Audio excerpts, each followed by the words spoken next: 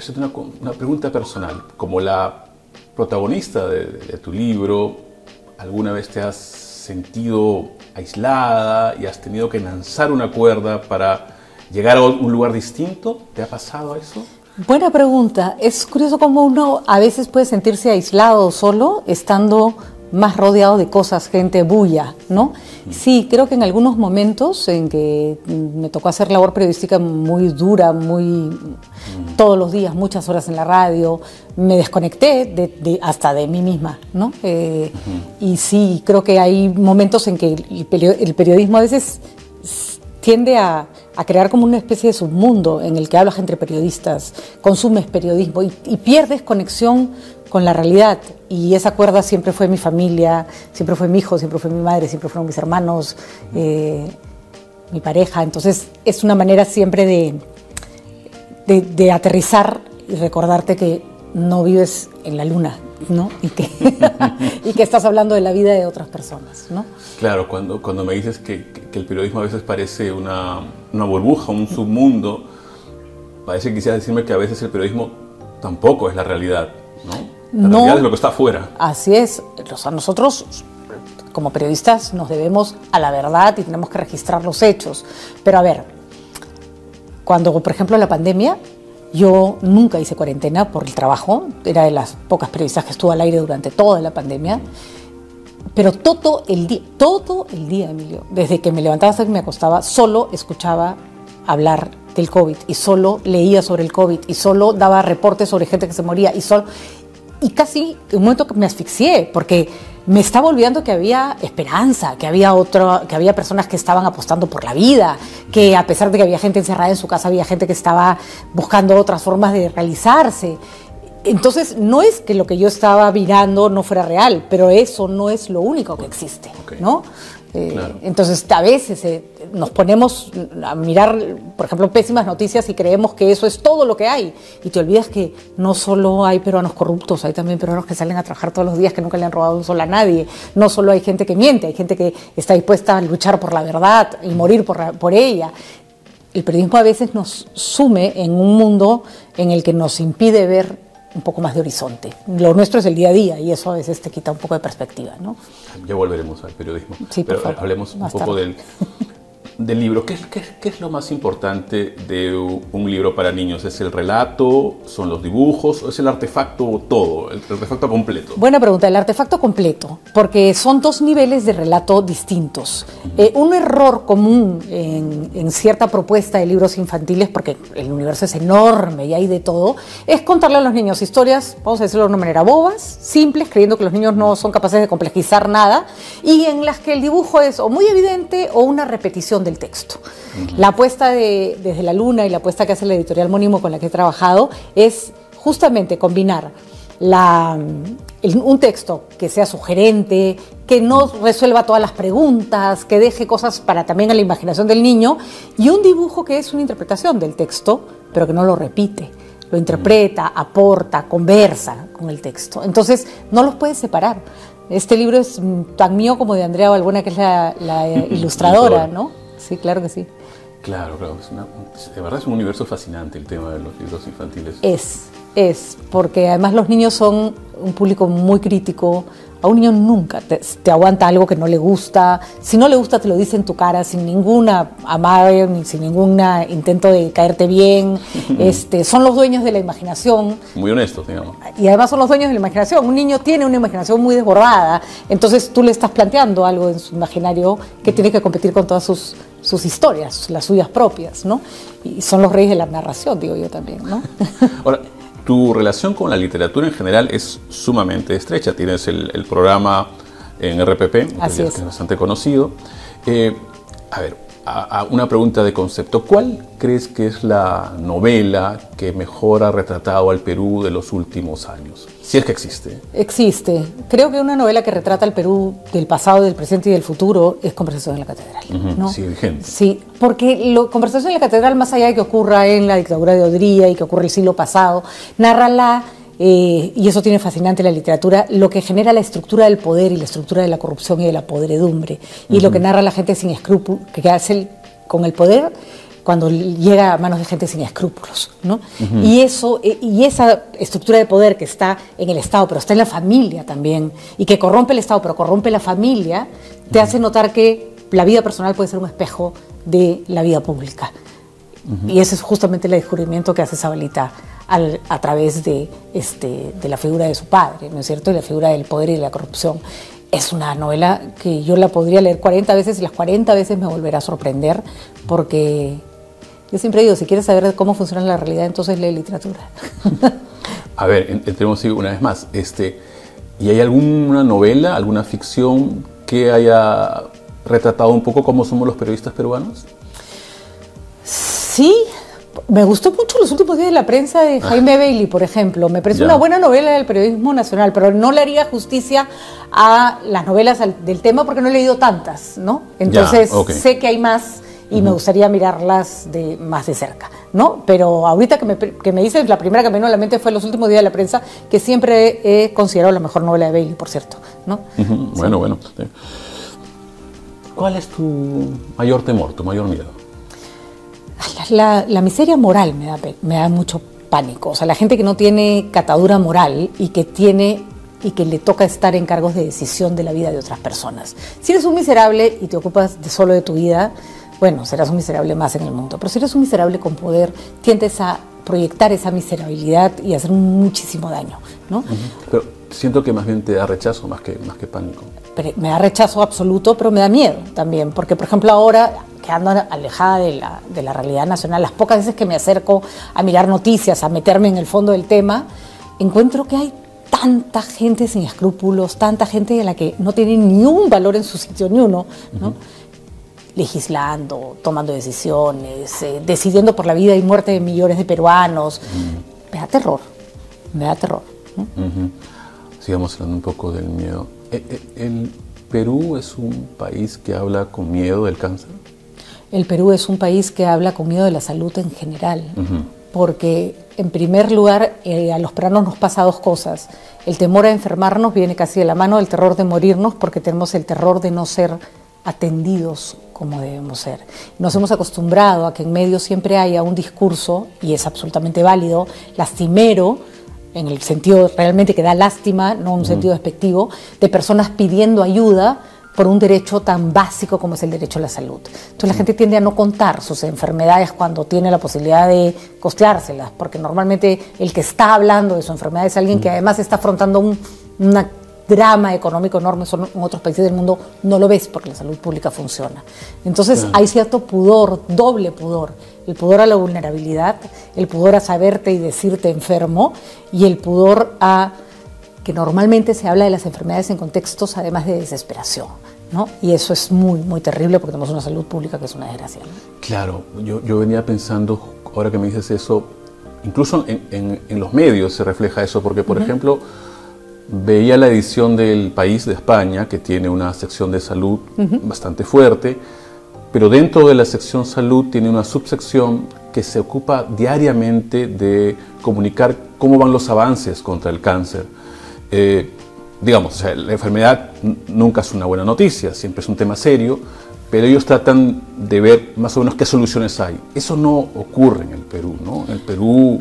Te lo pongo así de sencillo, no ocurre, porque justamente yo que reviso esa edición del País, el otro día anunciaban que un tratamiento experimental que ahora ya se da en otros países, a veces en Estados Unidos tampoco hay salud pública, entonces cuesta muchísimo dinero. Yo soy una persona a la que necesitaba ese tratamiento y le costaba $800.000, imagínate, eso es impagable. Y España contaba de esos tratamientos y contaba que la salud pública española los iba a incluir, ¿no? Entonces tú dices, claro, ¿cómo no van a tener una sección de lo que avanza el cáncer si es que eso se refleja en la posibilidad de que los españoles sean mejor tratados de cáncer? En cambio nosotros, ¿qué tendríamos que poner? Noticias de por si acaso ya existe un mamógrafo en el hospital tal, ¿no? O por si acaso ya no necesitas que esperar 5 meses y te diagnostican de cáncer para que empieces tu tratamiento. Esto es una enfermedad que si no se ataca rápido te mata, ¿no? Claro, digamos, durante mucho tiempo las noticias de cáncer siempre, en el Perú digo, siempre van a tener una carga negativa, eso es inevitable. O tristísima. O tristísima, ¿no? sí. Tristísima, ¿no? Casi de lucha contra un gigante contra el que no puedes luchar, ¿no? Claro, recuerdo una columna que escribiste, me parece que hace 2 años, sobre el libro de Irene Vallejo, en el que ella reivindicaba un poco cómo la salud pública española había salvado a su hijo y le había dado un espacio para escribir su famoso ensayo, ¿no? Increíble. Mira, Sergio del Molino, que es un escritor ganador del premio Alfaguara de este año con una novela muy linda que se llama Los Alemanes, escribió un libro que se llama La Hora Violeta, que narra la muerte de su hijo de 3 años. O sea, no está contándote nada agradable. Su niño murió de una leucemia imposible de curar. Pero todo el libro es un ejemplo de cómo funciona la salud pública. Y eso ya no estamos hablando de un derecho que no tiene nada que ver con el crecimiento económico y con qué modelo de país o de qué modelo económico te gusta. Eso tiene que ver con derechos humanos. Una persona tiene derecho a saber que en la enfermedad la sociedad que lo rodea lo sostiene. ¿Por qué de eso se trata? Tú te enfermas, el sano costea la salud del enfermo, porque el día que a ese sano se enferme le pasará exactamente lo mismo, ¿no? Claro, qué terrible, ¿no? Porque al final este tipo de, no sé si llamarlo debate, pero ese tipo de temas no están en la agenda pública, ¿no? No está en la agenda pública, Emilio, habiendo sido uno de los países con mayor muerte por COVID, porque no teníamos una salud pública eficiente. Cuando estalla el COVID, el Perú tenía la mitad de camas UCI que Ecuador, no estamos hablando ni siquiera Suiza, ni un país de primer mundo, teniendo Ecuador la mitad de la población. O sea, en proporción teníamos la peor asignación de camas UCI por habitante de toda la región. Amén de que ni siquiera tenemos oxígeno, ¿no? Cuando tú le cuentas a un argentino, con todos los problemas que ha tenido Argentina, que acá la gente se murió por falta de oxígeno, y te miran como diciendo en qué clase de país salvaje vives, ¿no? Claro. Durante tu tratamiento, ¿has ido por algún motivo X a la salud pública? Digamos, ¿has consultado a algún médico? No, esta vez no, gracias a Dios, debo decirlo, porque como tengo un seguro privado, y acá yo le digo a todo el mundo que haga un esfuerzo por pagarse un seguro oncológico privado, que gracias a Dios no son tan caros. Entonces, son caros para el promedio de los peruanos, pero se puede hacer un esfuerzo, porque mientras la salud pública no funcione, el problema con el cáncer es que no solo te mata, sino que probablemente no solo te va a matar si es que no tienes un seguro que te atiende a tiempo, sino que vas a empobrecer a tu familia, porque como es natural, la gente hace lo que sea por la salud de un familiar. Entonces terminan vendiendo casas, propiedades, lo que tienen, trabajando el cuádruple. Se enferma al final toda la familia. Entonces no he tenido que pasar por salud pública y considero que eso ha sido un privilegio que no debería medirse así. La salud pública debería ser un sitio donde todos podemos llegar y ser atendidos, ¿no? ¿En qué circunstancias recibiste el diagnóstico? Mi santo, era mi cumpleaños. No, sí. Fue por un chequeo regular, ¿no? Tuve que ir a hacerme un análisis de mamas como se tienen que hacer todas las mujeres a mi edad, una vez al año, y ahí salió que había algo raro. Entonces siempre empiezan como diciéndote, hay algo que tenemos que revisar. No se atreven muy bien a decirte que están viendo un... Pero ya lo sabían, o sea, tenían claro que No, hasta que no te hacen una biopsia no tienen una seguridad sobre lo que esté pasando, porque puede ser efectivamente un tumor y ser simplemente benigno, ¿no? Y la confirmación me llegó el día de mi cumpleaños y bueno, lo tomé. Uno se va haciendo la idea, ¿no? Cuando ya te dicen hay que hacer una biopsia, hay que hacer esto, hay que hacer esta imagen, hay que hacer esta otra, ya tú dices, esto no viene, esta mano no viene fácil, ¿no?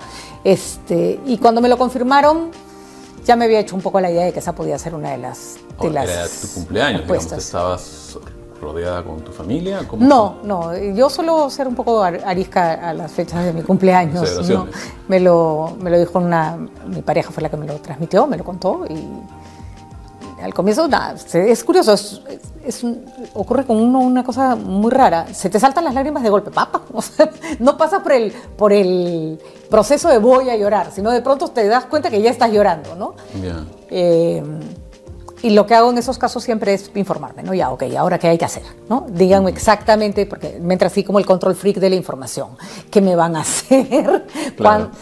Creo que una de las cosas que más desespera de un tratamiento oncológico son las esperas, ¿no? Te hacen una biopsia, esperas 10 días, te hacen otra prueba, esperas 15 días. Esas esperas son horrendas, ¿no? Hay que empezar con la radioterapia, pero hay que esperar no sé cuántas semanas. Esas esperas son horrendas, desesperantes, literalmente, ¿no? Claro. ¿Alguna vez has comentado que aprendiste de tus 2 abuelas el valor de la fe? Uf. ¿Te acercaste un poquito a la religión con eso o no necesariamente? Mira, yo no soy una persona atea, soy una persona religiosa en el sentido de que tengo una fe, ¿no? Una fe católica además. No soy una persona institucionalmente religiosa, ¿no? Yo creo en Dios, discúlpeme, la Iglesia Católica no comulgo con todo lo que administran de esa fe, ¿no? Y sí, por supuesto, y además me acerqué mucho a mis abuelas, ¿no? Con las cuales cuando rezo, converso. Pero no en su burocracia, digamos. Exactamente. Y hay gente que decía, qué cómodo. Y digo, no es cómodo. Yo iría a la iglesia y seguiría todos los sacramentos si me sintiera representada en ellos, ¿no? Pero en fin, alguna vez un padre al que quiero mucho me dijo, nunca permitas que nadie te diga que no eres católica.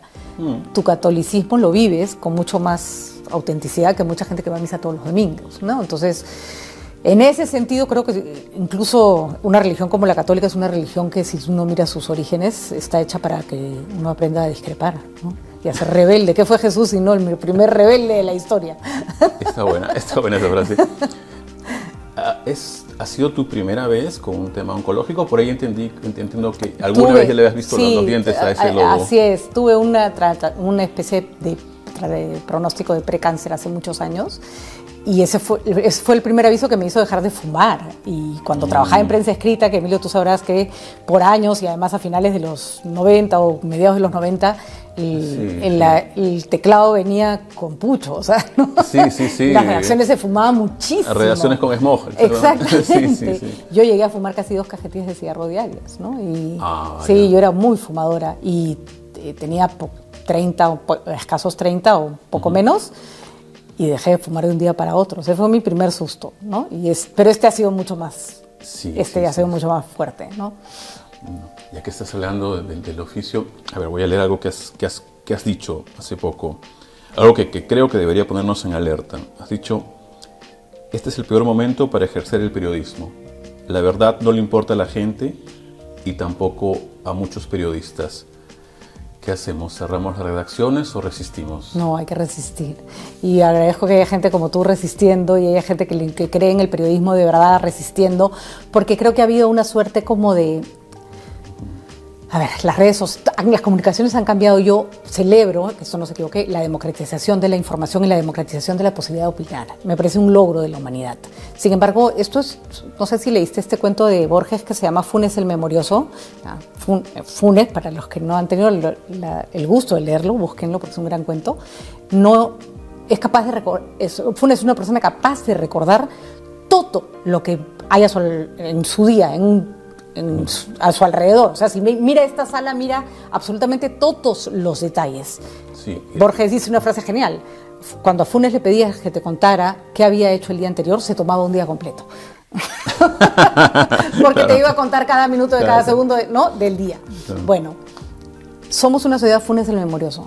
Tenemos toda la información y somos incapaces de abstraer y priorizar lo más importante y de diferenciar lo que es verdad de lo que es ilusión, lo que es verdad de lo que es mentira, lo que es verdad de lo que yo quiero que sea verdad. Nos hemos perdido la capacidad de abstracción sobre la realidad porque estamos bombardeados de información. Entonces, como para Funes el Memorioso todo tenía el mismo nivel de importancia, para una persona que no quiere mirar con sentido crítico la realidad, un WhatsApp de una tía diciéndole que no va a haber tsunami después del terremoto, tiene el mismo valor que el WhatsApp del Senami diciendo, o de la Marina de Guerra diciendo sí va a haber tsunami. Un blog cualquiera o un podcast cualquiera de alguien que dice que la Tierra es plana tiene el mismo valor que la foto desde la Luna que te muestra que la Tierra es redonda. Entonces, duro. Claro. Es duro. Tiempos recios, sí. Pero que un periodista no quiera distinguir ya me parece enfermo, ¿no? Ahora, has sido maestra universitaria.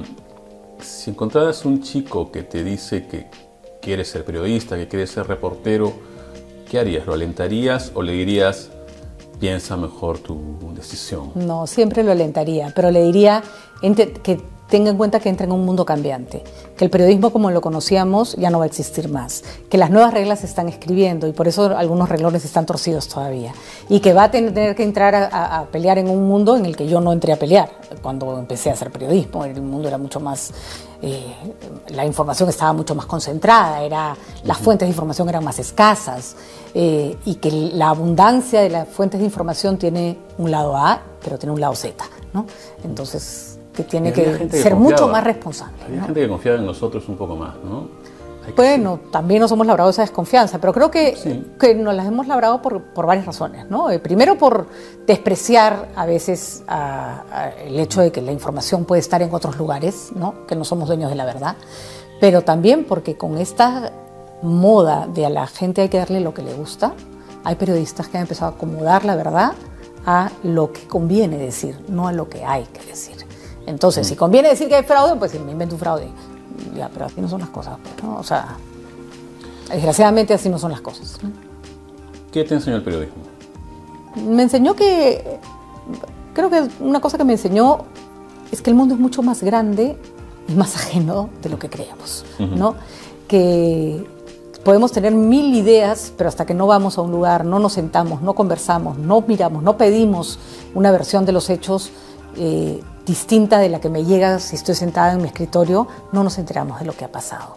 Me enseñó que el valor que tiene la verdad y el valor que tiene por lo menos la búsqueda incansable de tratar de saber lo que pasó no debe ser reemplazado por nada. Y me enseñó también que la gente puede ser muy mala.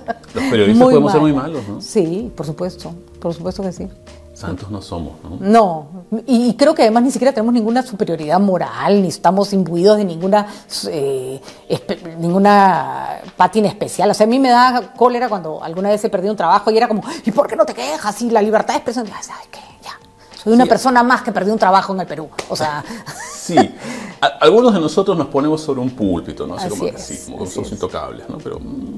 Mira, no voy a decir que no tenemos que al estar cerca del poder tenemos riesgos que un ciudadano común y corriente no tiene, ¿no? Y eso hay que denunciarlo. Y que el poder puede ser también muy abusivo con alguien que tiene un trabajo como el nuestro. Pero somos seres humanos con capacidad de equivocarnos, con nuestras propias miserias, con nuestros propios rencores, con nuestras estrecheces del mundo también. Por eso es que es importantísimo estarse confrontando todo el rato, ¿no? Con uno mismo, ¿no? ¿Reconoces algún error grueso? No, hay montones, sí. Dime 2. No. 1. A ver, la impaciencia, ¿no? La impaciencia, el creer que la gente tiene la obligación de contestarme. Creo que también tiene un interesado el derecho de no contestarte, pues ya está, ¿no? Es parte de, sí. Entonces yo a veces digo como muy pushing, no muy presionar, ¿no? La impaciencia creo que es la intolerancia, ¿no? Han sido cosas que me han acompañado en mi carrera y que contra las que he combatido a veces con mayor éxito y otras con menor, ¿no? Sí, a veces suponemos que la gente tiene la misma información que nosotros. Así es. Sí, eso es Sí creo que una autoridad tiene la obligación de responder a las preguntas, pero también es verdad que si no te quiere responder no lo tienes por qué agarrar del cogote, ¿no? Claro, no eres el único, podría responderle a otro. Así es. Las mismas preguntas. Sí, no, y la impertinencia nunca es una buena compañera, ¿no? Claro. Ahora, tus salidas de algunos medios son públicas y son interesantes. Estas sentidas palabras que dijiste cuando salías de Nativa. Leí también la última columna que escribiste en El Comercio y decías, es hora de mirar en solitario. Pero la que más me llamó la atención ha sido la de RPP. Has contado que, saliste de la radio y de pronto cogiste la camioneta, montaste a tu mascota en ella y te disparaste desde Lima hasta Cusco un poco para estar sola. Siempre eres así de arrebatada, de tomar ese tipo de decisiones. Ahí están mis cuerdas, las que preguntabas. Soy una persona que cuando toma una decisión, por más que al resto le parezca una locura, la hago, ¿no? Confío. Una de las cosas que me dio el periodismo fue mucho arrojo. O sea, esta carrera te vuelve una persona como que se enfrenta a riesgos con una inconsciencia, hay que decirlo a veces, ¿no? Ok. Pero te volvió valiente, dices. Me volvió valiente, sí. O irresponsable, no sé. Pero yo recuerdo que cuando dije me voy a Cusco manejando, ¿con quién? Con mi perra. Me miraban como diciendo, además, encima yo a la más flaca, la peor de las tres, ¿no? A la que no me va a defender nunca. Y la gente le pareció una locura y a mí no me pareció una locura. O sea, yo decía, ¿por qué? Es mi país, estas son las carreteras por las que he viajado 1000 veces trabajando, ¿por qué no lo voy a poder hacer? Y efectivamente no pasó nada. O sea, manejé y ya pues llegué al Cusco manejando sola, no pasó nada. Claro, y además estabas un poco enfadada. No, estaba como con ganas de aislarme, necesitaba... A mí me gusta mucho manejar y me gusta mucho viajar manejando. Es una cosa que disfruto enormemente. Manejar en tráfico no, pero manejar por una carretera con un paisaje bello, parar, comer, conversar con la gente es algo que valoro y que es lo que más me ha gustado siempre de mi carrera periodística. Viajar por el Perú y no por Lima. Así es, exactamente. A ver, acá hay unas palabras del maestro Lucho Yochamovitz que te quiero compartir y luego te hago una pregunta. Él habla sobre el oficio, ¿no? Él dice, la idea de la actualidad a mí me parece apocalíptica. Es como una rueda infinita que nunca termina, que todo lo acaba, lo destripa, pero tú sigues y sigues. En el fondo, yo creo que es devastador continuar siempre en la actualidad. Es contar el mundo cada 24 horas y eso es un despropósito. Funes. ¿Es agotadora la actualidad como lo ve Yochamovitz? ¿Tú piensas lo mismo? Sí, agotadora. Y si tienes en cuenta que cuando uno trabaja con la realidad, y como trabajaba yo en un programa en vivo de noticias, 6 horas diarias, sales de la radio, yo salía de la radio, llegaba acá, prendida, en mi casa siempre estaba prendida la radio y la tele, ¿no? Todos en canales de noticias. O sea, mi hijo parecía un mini reportero, o sea, no había parte de la realidad nacional que no la supiera. Sabía quién era Lourdes Flores a los 3 años, o sea, sabía quién era Humal a los 5. Cuando salía alguien en una portada, una vez salió un tío suyo en una portada del periódico, me preguntó, mamá, ¿ha salido el tío tal en la portada? Y le digo, ¿esto seguro? Le digo, sí, efectivamente. Sí, le digo, ha salido el tío Alonso en la radio. ¿A quién le robó? Y yo, a nadie, hijo. O sea, para él no todos los ministros roban. Claro. Para él salir en el periódico era sinónimo de que se había ido preso, ¿no? Claro. Entonces eso es agotador porque... Has sometido a tu pobre hijo al ritmo de un periodista. Pobrecito, o sea, en realidad le pido disculpas, ¿no? Yo llegaba a la casa y me decía, mamá, ha habido terremoto en no sé dónde, desde la escalera hay una criaturita, ¿no? Entonces, Sí, eras tu mini reportero. Tu productor era... Sí. ¿No? Caray, sí, pues es complicado eso. Ahora, hablemos un poquito del país, ya vamos terminando, no te quito tiempo. Has dicho con cierta amargura, lo que nos hacía ilusión ya no existe. Es casi un hecho que no vamos a ir al Mundial, espero que sí, pero que no. Ya no tenemos las cifras de crecimiento de las que presumían algunos presidentes. Y por ejemplo, ya no tenemos esta feria como Mistura en la que presumíamos de nuestros sabores, ¿no? En la que nos engolosinábamos de nosotros mismos, ¿no? ¿Qué tenemos ahora? Un poquito de desolación. ¿Qué nos queda? Son épocas bien duras, ¿no? Bien raras. Hemos pasado por una etapa de mediana estabilidad, mediana prosperidad, que daba, no te digo que las cosas estaban bien. Mira, yo no soy una ilusa, no creo que todo el tiempo pasado era maravilloso, pero estábamos como en la senda correcta, ¿no? Y últimamente es como todo lo que habíamos medianamente construido se fue al traste. Creo que la selección peruana es un buen ejemplo, porque así como nuestro crecimiento económico no era de primer mundo y no logramos resolver problemas, uno decía, bueno, esto empieza a funcionar. Y empieza a funcionar con lo que hay, ¿no? Con lo que tenemos, con lo nuestro. Y tiene que ver con pésimas administraciones, tiene que ver con miradas cortoplacistas, tiene que ver con gente que se quiere agarrar del espacio que tiene y no dar espacio a otros, ¿no? Y en eso, por ejemplo, lo que ha pasado con la selección pasa con nuestra clase política. De pronto, las reformas políticas que se tenían que hacer para que mejorara la democracia nunca se hicieron. Hoy día tenemos el Congreso lleno de advenedizos y en el poder a una señora que no sé qué hace ahí. Y lo que va a venir no va a ser mejor, porque las reglas de juego no han mejorado y por lo tanto los actores no van a cambiar. Yo creo que nos esperan unas elecciones terroríficas con una variedad con un abanico de candidatos interminables, un voto disperso, y al final probablemente tengamos un presidente que no representa ni al 30% de los peruanos y este desastre todavía continúe, ¿no? Claro, tú has descrito a la gente que tiene poder como gente de muy poca cosa con mucha capacidad de dañar. Sí. ¿No? El poder te da una capacidad de influir en la vida de los demás enorme, enorme. Yo siempre digo, una persona, una cajera en un supermercado hace mal su trabajo y se equivocará en darle el vuelto a la gente, de alguna manera le hace perder plata a la empresa, pero ahí queda. Unos cuantos clientes con una empresa que se ven afectados. Un ministro hace mal su trabajo. Hace mal una carretera, un puente que se cae con gente encima, un ministro de salud que no gasta bien el presupuesto. ¿Cuántas personas se quedan dañadas? ¿Y qué pasa cuando en esos lugares tienes a gente muy poca cosa? Es decir, que no le interesa nada más que su propio beneficio. Dan una ley que perjudica a la población, pero además la va a perjudicar durante mucho tiempo y beneficiar solo a unos cuantos. Lo que se ha hecho con la educación en el Perú no tiene nombre. No tiene nombre. Claro. ¿No? Además que tenemos esas autoridades que no son conscientes de lo efímero que es su poder, ¿no? O sea... Nunca he conocido una autoridad que sea consciente de lo efímero que es su poder. Yo alucino, siempre me provoca, siempre les digo, oye, se te va a acabar, ¿ah? Los ministros de Castillo, ¿te acuerdas cómo nos gritaba la Betsy Chávez? ¡Ah! Y yo pensaba, señora, no tiene idea de lo poco que le va a durar esto. Bueno, ni yo tenía idea de lo tan poquísimo que le iba a durar, pero... Y ahora está presa, nadie se acuerda de ella, y cuando se te acaba el poder, se te acaba todo. Se te acaba el ayayero, se te acaba el sobón, se te acaba todo eso que te sostiene. El poder es un espacio muy atarantante, o sea, la gente se llena de ínfulas y cree que así se va a quedar el resto de su vida. Mira, siempre se acaba, no importa si dura 3 meses, 3 años o 30, en algún momento se acaba, y cuando se acaba siempre es terrible. Para quien hizo un mal uso del poder, para quien hizo un uso racional no pasa nada, ¿no?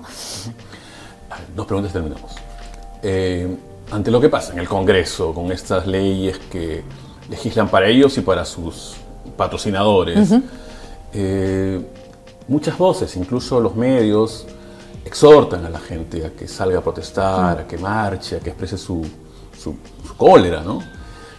Pero es justo exigirle eso a la gente. O sea, digamos, tenemos el derecho de pedir a la gente, sal a marchar, haz ese trabajo.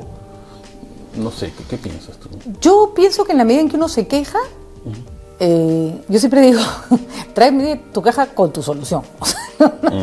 ¿No? Yo creo que en la medida en que uno se queja, tiene que estar dispuesto a hacer algo. Si no te quejas, si estás dispuesto a vivir en este país, no tengo nada que reclamarte. ¿Qué vamos a hacer? O sea, si quieres vivir así como estás, bueno, esa es tu decisión. No sé si yo más que preguntarme si debemos o no pedirles eso, me preguntaría si tiene sentido pedirlo.